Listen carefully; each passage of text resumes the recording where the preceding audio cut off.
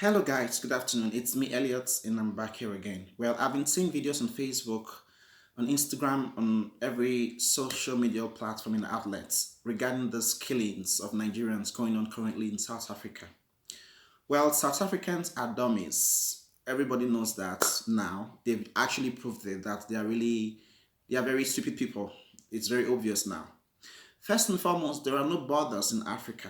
The borders we see in Africa today are the borders that were introduced by the colonists. They were introduced by the colonists just to divide Africa. When the Spaniards, when everyone came to Africa to loot and to collect, that was when these borders were actually created and set in place to divide us, to tell us that we are from here and from here. That is not what I'm here to talk about right now. When South Africa had nothing, when they were going through their own crisis, Nigeria is one of the key countries that stood behind them. Nigerians gave South Africa 61 billion to sort their problems during the apartheid era. Nigeria supported these guys, they stood by them, they gave them a safe haven. But South Africans are not remembering that right now. Now Nigerians have their own share of political problems and crisis, and everyone is just trying to kill us, to strangle us. Nigerians are not wanted in Europe, they are not wanted in America, they are not wanted in India, they are not wanted in Asia, now they are not even wanted in Africa, in South Africa. Nigerians are not wanted in Nigerians. What have we done wrong? Lives are being destroyed in South Africa, properties are being destroyed, shops owned by Africans, by Nigerians are being looted. And the government said he has deployed people to South Africa until now nothing is happening. So it pains me, it bothers me to see that the lives of people are less valued. In a way, sort of the lives of Nigerians, in Nigeria, a cow is even more valuable than the life of a human being, of a complete grown man and woman. And it's pitiful, it's painful though. So I think we shouldn't wait for the government, because the government cannot and will not do anything about this at all. So Nigerians in South Africa, you all have to defend yourself, because no one is coming to help you.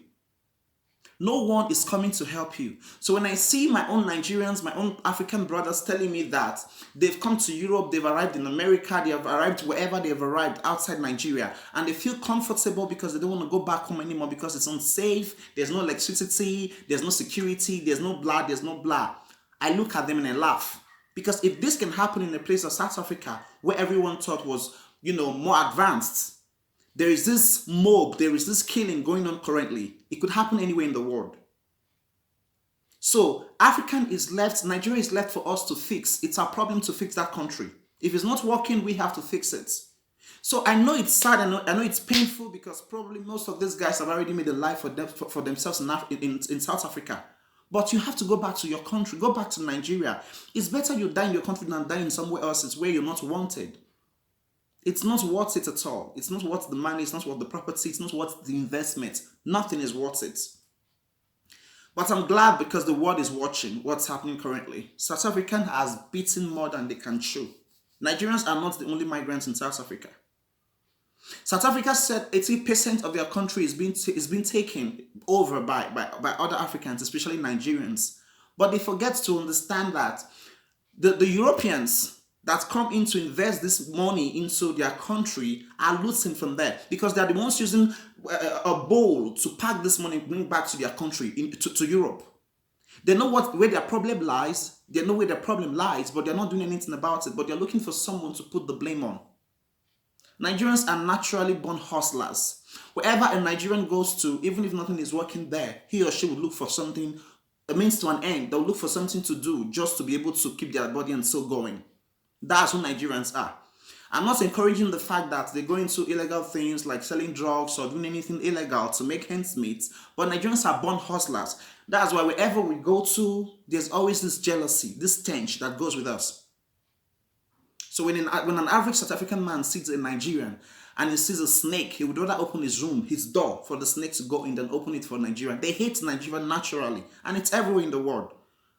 Most of us in Europe now, we can't even tell other Italians or Europeans that we're from Nigeria. Many of us claim we're from Ghana, we are from Gambia, we are from Senegal.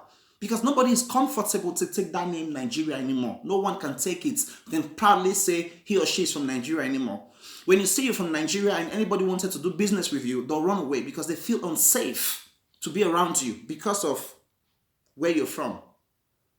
Because of the things our predecessors have done here before. Because of the stigma that goes with us. So it's not worth it. It shouldn't be worth it. No one deserves to die. No man should have the right to take the life of another man, regardless of the hates these people, because of the hate they have towards Nigerians. No one should have the right to take the life of another man. It's completely detestable. South Africans need to go read their statistics. They need to understand what have actually happened before. There was a time Nigeria was indeed the giant of Africa. We had it all. I don't know what happened. I don't know what transpired. But there was a time Nigeria could actually stand and say, yes, we have it all and we can actually support others. Nigeria gave 61 billion to support South Africa during the era of the apartheid. Probably so many people do not know this because we do not know our histories. These things are not being taught today. But if you go online, you can actually ask these questions and you find answers. Nigerians too, they supported them. It's not been so long. So it's painful. And the thing about the fact that these people have families back home they are supporting. Imagine one of those people they are killing now is a breadwinner to a family in Nigeria. It's so painful. It's so heartbreaking. I saw a video yesterday where a human being was being burnt alive and everybody stood there crossing their hands and just watching and clapping and laughing. Even the police were watching. Nothing was being done about this. What is our crime? Our crime is that they are saying Nigerians are selling drugs to their kids, Nigerians are perpetuating whatsoever in their country. But at the end of the day, these guys take visa to come to South Africa. South Africa is not a visa-free country. If this was happening in Europe, I would understand because the sea, the desert is open for everyone. Everyone can actually come in and there's a safe haven here in Europe for everyone. But in South Africa, they make money. When you pay for visa, they get money from there. You buy the ticket for the flight to go. I've never seen anyone who went from desert from Nigeria and arrived in South Africa. It's not happening. So these guys have been given the opportunity to come into this country. So if you guys are complaining that Nigerians have 80%, are already occupying 80% of your country and businesses, you should send them back, but not by killing them. Start deporting. Start deporting them, but not taking their lives. It's too much. So that has to stop. It really has to stop. And today I read on the news that Nigerians are retaliating now. So it's going to be an eye for an eye, and it's not going to end well at all because I trust my Nigerians. They don't do anything when it's not really called for. But when they start, they don't stop. Nigerians don't stop when they start. So it's going to be a bloodbath at the end of the day. So Buhari, anybody that has the power to do something about the situation currently in South Africa, please do. The sooner the better. Because we've lost lives of so many already, we don't want to lose more. Please put a value on the life of every single Nigerian. Put a value on the life of every single Nigerian. It should mean something. It should worth something.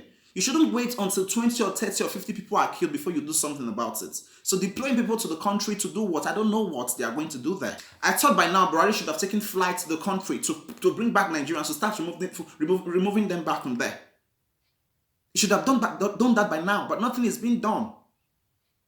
Nothing is being done. I've not seen anything being done until now. So it's really bad. We should call a spade there. Because it could have been my brother in that mob. It could have been my sister. It could have been any of my relatives. And I wouldn't be happy seeing one of my family members being slaughtered like that. Being killed and being burnt alive. I won't feel good about it. So we shouldn't wait until this gets out of hand or gets out of control, which actually it has. So everyone should speak out about this. The politicians, the celebrities in Nigeria, I don't know what they are doing about it. Everyone who has a power, everybody who has a voice, who has a platform to talk about this should.